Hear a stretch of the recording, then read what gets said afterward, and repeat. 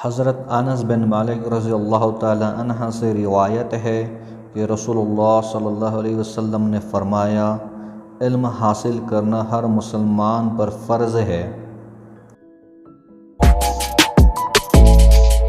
You are so beautiful, तुम बहुत खूबसूरत हो।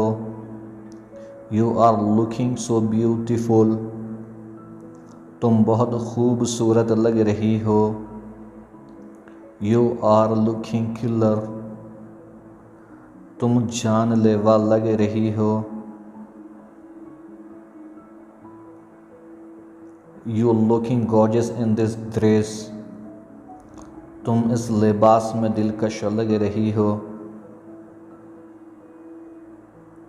You are looking awesome in अबाया, तुम अबाया में बहुत कमाल लग रही हो।